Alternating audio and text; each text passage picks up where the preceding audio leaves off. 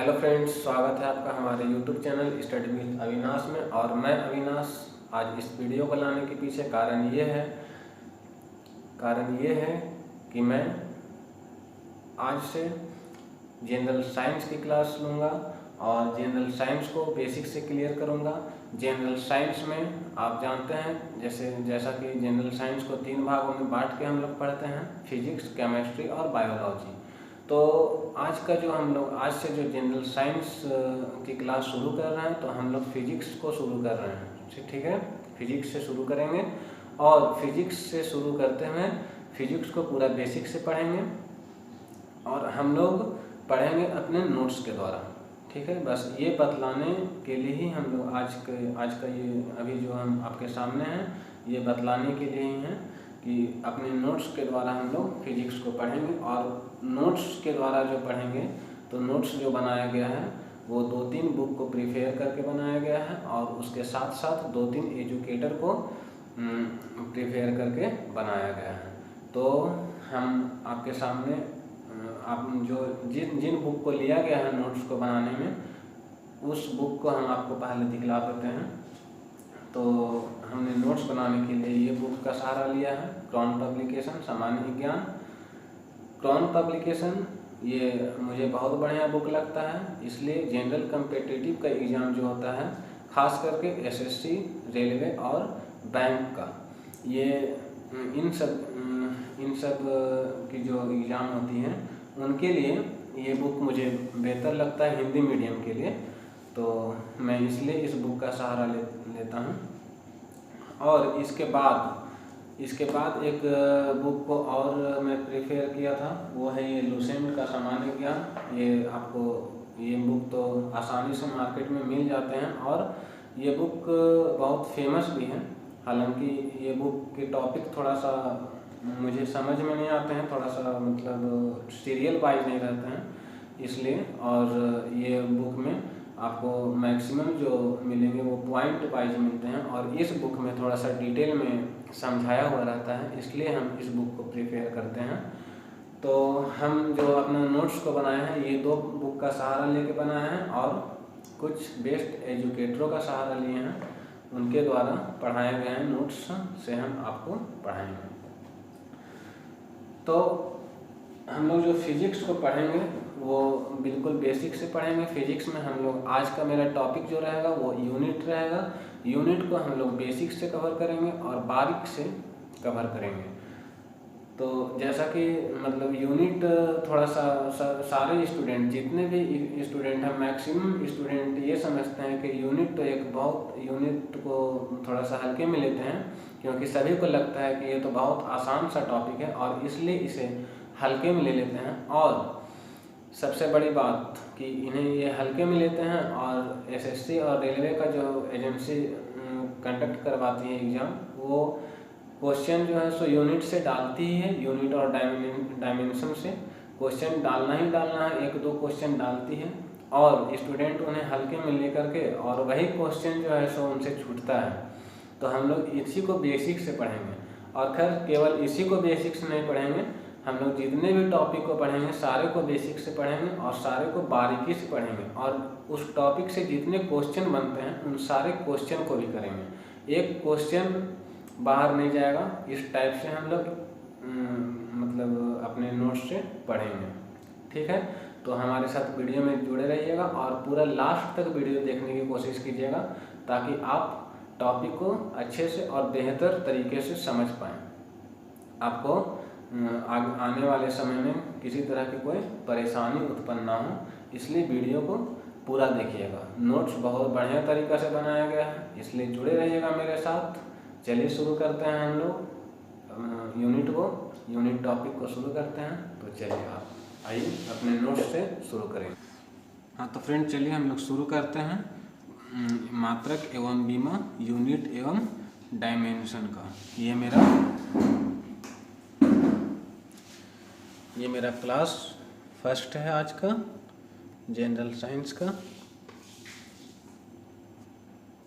Class first है और हम लोग पढ़ रहे हैं मात्रक एवं बीमा, यूनिट एंड डायमेंशन को। ठीक है, मात्रक एवं बीमा में हम सबसे पहले किसे देखेंगे, भौतिक राशियाँ को, फिजिकल क्वांटिटीज को हम लोग जानते हैं। अब फिजिकल क्वांटिटीज क्या होती हैं, जैसे आप डिफिनीशन में देख पा रहे हैं, मापी जा सकने वाली सही मात्राओं को भौतिक राशियाँ कहा जाता है, जैसे समय, लंबाई, द्रव्यमान, बल इत्यादि।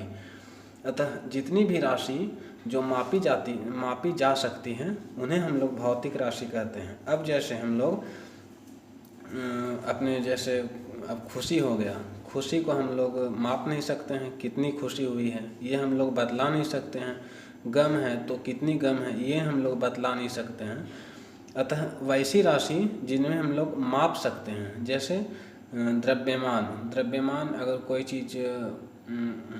कोई चीज़ हम खरीदने जाते हैं, द्रव्यमान है या लंबाई है, तो उन लोग को हम लोग माप सकते हैं, तो उन्हें भौतिक राशियाँ कहते हैं। जैसे ये पेन है, अब ये पेन की लेंथ कितनी है तो ये माप के हम लोग बता सकते हैं, तो उन्हें हम लोग भौतिक राशियाँ कहते हैं, ठीक है, जिन्हें मापी जा सकती हैं। तो जैसे समय, लंबाई, द्रव्यमान ये सारी भौतिक राशि हैं, ठीक है। अब भौतिक राशियाँ जो हैं उनको हम जब नाप तो लेते हैं, लेकिन नापने के बाद उन्हें यूनिट की भी ज़रूरत पड़ती है, तो हम लोग इकाई के बारे में पढ़ते हैं, यूनिट के बारे में पढ़ते हैं। तो इकाई का डिफिनेशन क्या है सो पहले हम लोग जान लेते हैं। देखिए यहाँ डिफिनेशन, सभी भौतिक मात्राओं को मापा जाता है। जितनी भी तरह की भौतिक राशियाँ हैं उन्हें हम लोग माप लेते हैं।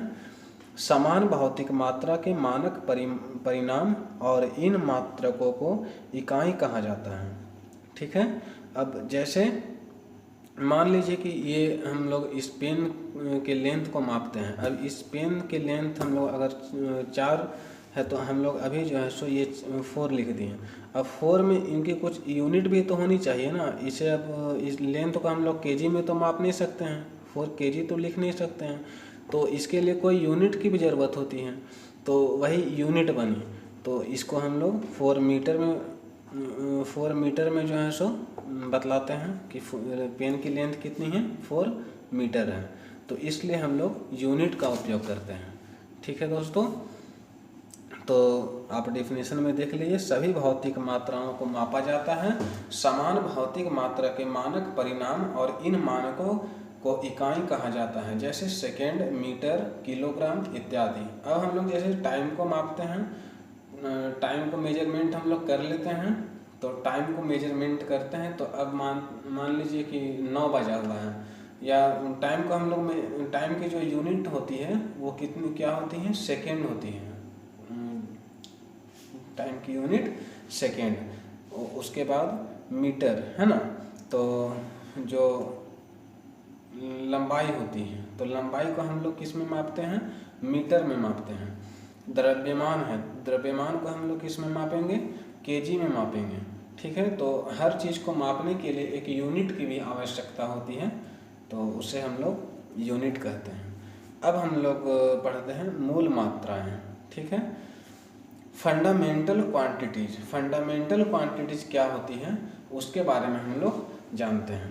तो आप यहाँ पे देख पा रहे होंगे, भौतिक राशियों का एक सेट जो एक दूसरे से पूरी तरह स्वतंत्र हैं और अन्य सभी भौतिक राशियों को इन भौतिक राशियों के संदर्भ में व्यक्त किया जा सकता है, जिन्हें मूल मात्राएं कहा जाता है, जैसे लंबाई, समय और द्रव्यमान। वैसी भौतिक राशियाँ जो स्वयं में स्वतंत्र होती हैं, उन्हें मापने के लिए, उन्हें मेजरमेंट करने के लिए किन्हीं और राशियों का सहारा नहीं लेना पड़ता है, तो वो क्या होती है, वो मूल मात्राएं होती हैं, फंडामेंटल क्वांटिटीज होती हैं। जैसे अब यहाँ आपके सामने ये दूरी है और ये चाल है, ठीक है। तो दूरी को हम लोग किस में नापते हैं और चाल को किस में नापते हैं। चाल इक्वल टू क्या होता है, सो पहले देखिए, चाल इक्वल टू दूरी बटा समय। अब देखिए, चाल को मापने के लिए दूरी का भी हम सहारा ले रहे हैं, दूरी को मीटर में मापते हैं, और समय का सहारा भी ले रहे हैं, समय को एस में मापते हैं, ठीक है। तो ये चाल तो आपकी फंडामेंटल क्वांटिटीज हुई नहीं। अब दूरी को मापने के लिए केवल हम मीटर का प्रयोग करते हैं, तो दूरी हमारी क्या हो गई, ये फंडामेंटल क्वांटिटीज हो गई। ठीक है, तो इसलिए वैसी राशियाँ जो स्वतंत्र होती हैं, जिन्हें मापने के लिए किसी और राशि की ज़रूरत नहीं होती है, उन्हें हम लोग फंडामेंटल क्वांटिटीज कहते हैं। ठीक है, तो ये हमारी हो गई मूल मात्राएं। अब हम लोग भौतिक राशियाँ के बारे में पढ़ लिए, इकाई के बारे में पढ़ लिए, यूनिट के बारे में, और मूल मात्राएं फंडामेंटल क्वांटिटीज को पढ़ लिए। अब फंडामेंटल क्वांटिटीज कितनी होती है, तो आपको यहाँ पे दिख रहा होगा भौतिक राशियों का एक सेट। अब फंडामेंटल क्वांटिटीज की एक सेट होती है, वो सेट क्या होती है उसको हम बतलाएंगे अभी इस क्लास के लास्ट में, उसी को करके हम लोग निकलेंगे, इसलिए क्लास में बने रहिएगा मेरे साथ। अब हम लोग पढ़ते हैं मात्रक पद्धतियाँ, सिस्टम ऑफ यूनिट। ठीक है, भौतिक राशियों के मापन के लिए निम्नलिखित 4 पद्धतियाँ प्रसिद्ध हैं, है ना। अब जो भी भौतिक राशियाँ हैं, जो भी फिजिकल क्वांटिटीज हैं, उनको मापने के लिए 4 पद्धति जो है सो प्रसिद्ध हैं। ठीक है, कौन कौन सी पद्धति हैं, तो पहला है सीजीएस पद्धति, है ना। सीजीएस पद्धति में क्या होता है, हम लोग सीजीएस पद्धति को हम लोग क्या कहते हैं, सेंटीमीटर ग्राम सेकेंड सिस्टम। ठीक है, इस पद्धति में लंबाई, समय तथा द्रव्यमान के मात्रक क्रमशः सेंटीमीटर, ग्राम और सेकेंड होते हैं। ठीक है, लंबाई को इस पद्धति में लंबाई को हम किस में मेजरमेंट करते हैं, सेंटीमीटर में करते हैं। समय को हम किस में मेजरमेंट करते हैं, समय को सेकेंड में करते हैं, और द्रव्यमान को हम लोग ग्राम में करते हैं। ठीक है, यहाँ हम लिख करके आपको बता देते हैं। जैसे लेंथ हो गया, लंबाई को हम लोग इस सीजीएस पद्धति में लंबाई को हम लोग किस में करते हैं, सेंटीमीटर में करते हैं। उसके बाद समय हो गया, टाइम को हम लोग किस में करते हैं, सेकेंड में करते हैं। और ये द्रव्यमान आपका हो गया, मतलब मास हो गया। ठीक है, तो इसको हम लोग किस में करते हैं, ग्राम में करते हैं। ये सीजीएस पद्धति में है। ठीक है दोस्तों, तो ये सीजीएस पद्धति का हो गया। अब हम लोग पढ़ते हैं एफपीएस पद्धति। एफपीएस पद्धति मतलब foot pound second system, foot pound second system, है ना। तो हम लोग पहले एक डेफिनेशन को पढ़ लेते हैं। इसका जो डेफिनेशन है उसको हम लोग पढ़ेंगे, तब ना आगे बढ़ेंगे। अब इस पद्धति में लंबाई, द्रव्यमान तथा समय के मूल मात्रक क्या लिखा हुआ है, आप देखिए यहाँ पे। इस पद्धति में लंबाई, द्रव्यमान तथा समय के मात्रक, है ना, फुट, पाउंड और सेकेंड होते हैं। ठीक है, इस एफपीएस पद्धति में लंबाई को हम लोग किस में मापते हैं, फुट में मापते हैं। द्रव्यमान को हम लोग किस में मापते हैं, पाउंड में। और समय को हम लोग सेकेंड में मापते हैं। ठीक है, और इसे हम लोग ब्रिटिश पद्धति भी कहते हैं। ये ब्रिटिश लोगों की देन है। किसकी, एफपीएस पद्धति किसकी देन है, ब्रिटिश लोगों की देन है। समझ में आ रहा है दोस्तों। चलिए अब हम लोग आगे बढ़ते हैं। एमकेएस पद्धति, जो मेरा तीसरा है वो है एमकेएस पद्धति, मीटर, किलोग्राम, सेकेंड सिस्टम। ठीक है, इस पद्धति में हम लोग लंबाई को किस में मेजर करते हैं, मीटर में। द्रव्यमान को किस में मेजर करेंगे, आप ही बतलाइए जरा किस में करेंगे, आपके सामने है। द्रव्यमान को किलोग्राम में करेंगे। और समय को हम लोग किस में करेंगे, समय को हम लोग सेकेंड में मेजर करते हैं। ठीक है, तो ये 3 पद्धति हो गई। अब ये 3 पद्धति जब हो गई तो बहुत बड़ा दिक्कत हो गया भाई। अब कोई जो है सो कोई देश एमकेएस पद्धति को मान रहा है, कोई देश एफपीएस पद्धति को मान रहा है, कोई देश सीजीएस पद्धति को मान रहा है। मान लीजिए इंडिया में अगर हम लोग एमकेएस पद्धति को इंडिया में हम लोग एमकेएस पद्धति को मान रहे हैं, और हम लोग द्रव्यमान यहाँ पे किलोग्राम मानते हैं। और यहाँ से सामान अगर भेजा गया अमेरिका, तो अमेरिका में जो है एफपीएस पद्धति को माना जा रहा है। और उन लोग द्रव्यमान को किस में माप रहे हैं, किस में मेजर कर रहे हैं, फुट में मेजर कर रहे हैं। तो हम लोग यहाँ से बोल के भेज रहे हैं कि ये वस्तु 5 kg है, वहाँ उन लोग बोल रहे हैं ये 5 फुट है। और ब्रिटिश में कुछ अलग ही, मान लीजिए वहाँ सीजीएस पद्धति का यूज हो रहा है, तो इन सब को दूर करने के लिए हम लोग को क्या हुआ, SI पद्धति का निर्धारण किया गया। अब हम लोग देखते हैं SI पद्धति, अंतर्राष्ट्रीय पद्धति मात्रक, SI international system of unit, इसका जो है सो निर्धारित किया गया और ये सभी देश में लागू हो गया। सब अभी ये इंटरनेशनली है और सारे जो है सो SI पद्धति को मान रहे हैं। ठीक है, इसका डिफिनेशन को पढ़ लेते हैं हम लोग। यह MKS पद्धति का विकसित रूप है। SI पद्धति किसका विकसित रूप है? MKS पद्धति का विकसित रूप है।